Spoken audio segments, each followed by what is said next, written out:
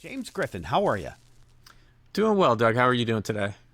I'm good, and I listened to an indie podcast just to prepare for this video.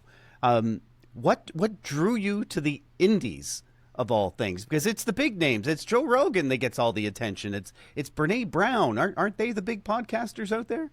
Yeah, I think that's a fair observation. But I mean, you got to remember, Joe Rogan's Joe Rogan now. I mean, he's not 1997 Joe Rogan, dropping down through the ceiling on news radio, right? You're doing, gritty stand up and making his way. I mean, you're seeing this product that is Joe Rogan, the brand, but a lot of the creative energy behind that brand, kind of came up through the underground. And, that's kind of where I came up too, playing, indie rock bands and touring around the country and the continent and having fun. And that's where a lot of the action is. That's what drew me to in the first place. Yeah, and those indie rock bands is what drew you to this parallel of indie podcasts. And let's get there. But first, the in podcasting, there are really, really big podcasts like Joe Rogan, like Brene Brown, like Jenna Kutcher in the marketing space, because that's where our podcast is.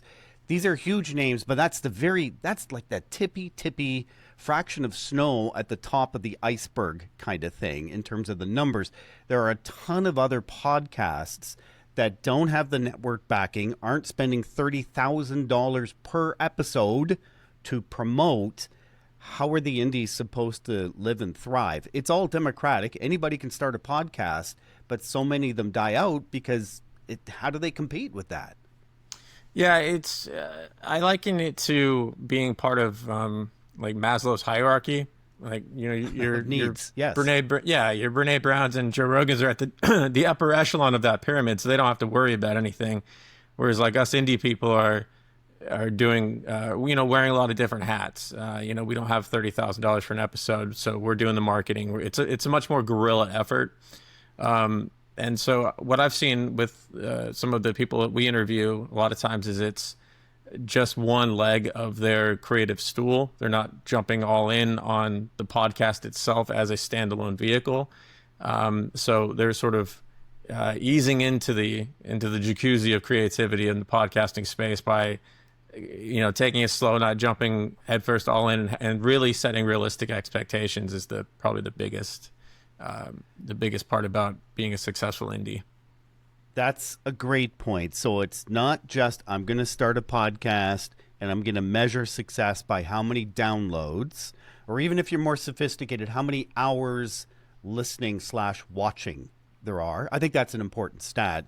But I'm going to meet and interview people that it would be harder for me to meet and spend 30, 40, 50 minutes with at a time. I'm going to enhance the middle of my funnel where I'm building trust and desire in my brand.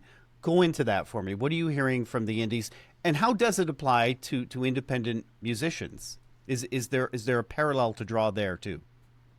Well, I think it comes back to really being able to create a sense of authenticity and a relationship with the listener and the creator.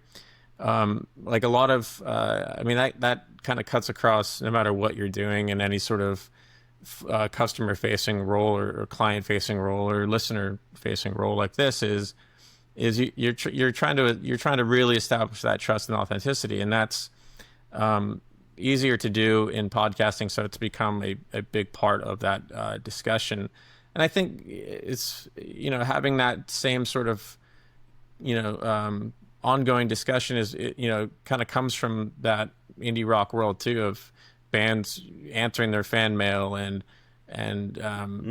famously doing so, like to probably to a fault, but doing that, or like the Ataris used to have, they ran their own website. That was like a big thing when they went to Columbia, was they got to kind of retain that connection to their fan base. And, which is another thing about another parallel between indie rock people or indie musicians and indie podcasters is owning your audience and controlling that and having an email list and a direct connection and sort of owning that aspect versus trying to make it big on any particular platform like Spotify or YouTube or Apple or what have you.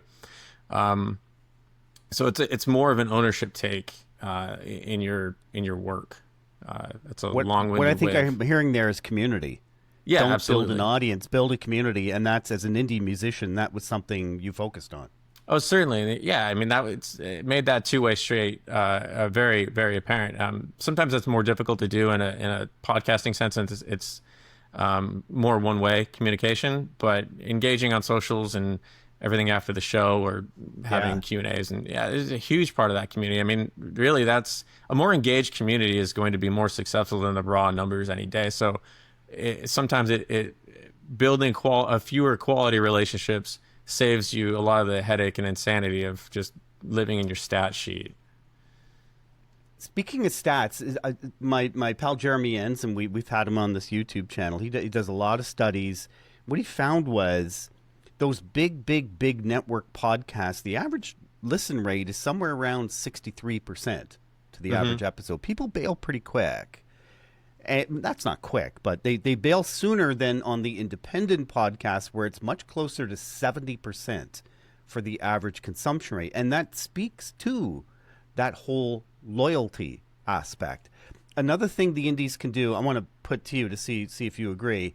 I think real creativity comes from independent podcasts. When you see a big podcast try something different and unique, it's because they got the idea from an indie that did it and maybe didn't quite have the production ability or bank account to produce it as extravagantly as the big podcast. Do you agree with that? I certainly do. Yeah, when your sunk cost is lower, you can take more chances and make more mistakes, and but when you have a gigantic upfront payroll to cover, or unit cost, you're less likely to dance around the edges and see where the creativity lives, and that's really in those margins where polished players just can't play. So how do we convince people when they're scrolling through their feeds to give that independent podcast with the podcast art, not bad podcast art, but not great? How do we convince people to give those podcasts a try? Well, there's a few different things that podcasters themselves can do, because it's relationship building. Like one of the girls I just interviewed for this series, the How I Pod series, she has a fiction podcast, and what she was doing was leaving like physical business cards with a QR code and everything to scan for it within books in that section of the library, and local bookshops and used bookshops that would really... Seriously, she would go into the library and stuff her card in the book? Yeah, I mean, in Manhattan, and in the boroughs. That's awesome. And it's, and it's a, your hit Guerrilla rate's marketing. not high, right? Yeah. It's straight guerrilla marketing from the 90s. But I mean, the person that shows up is gonna, it's novel, it's engaged, and to kind of reverse your insight from before, she got that idea from all the little, little hidden tags and everything that Taylor Swift was doing, with her album promotion, where there was like a big, there was a big kind of Son of Sam kind of like codec in there, and everything that needed to be decoded. That's mean to Taylor. It's not Son of Sam. That's a terrible thing. But it was a puzzle, and So I mean, but the people that show up there, that's a community. I mean, that's one at scale, but I mean, it's the same idea. And then directly to answer your question, like, what do we do to get people to stop scrolling? Is it's, if you like Joe Rogan, then here's 15 other people that you may want to take a chance on. It's just kind of taking it's taking that, what do you like algorithmic part of it out and putting a human editor back into it, and saying, like, I can see why you would like Joe Rogan. This is why you might like something that may not, isn't a white male dominated, comedy stand-up kind of situation. There's not enough overlay to draw the connection. Tell me about How I Pod, your podcast, and tell me a little bit about Copy Profit, which is your full-time gig. Yeah. So the How I Pod series and the Spotlight series are designed to bring different voices in the podcasting community together to highlight the one, how they're actually doing the technical aspect of what they're recording. From big aspects of what software or whatever, just to down little techniques like using mouse pads as sound dampeners. Really getting punk rock with it. I love that. Yeah. Yeah. So because everybody does it a little bit differently. You may even everybody uses Riverside or OBS Studio or what have you. Yeah. But everybody does it a little differently. But it's it's good enough for network news. It's good enough for us. It's good enough for anybody off the street. So so it's really about just highlighting that the barrier of entry is low. So if you do good work, I mean, that's what it's easy enough to go back to focusing on the art since the tools are so easy to use.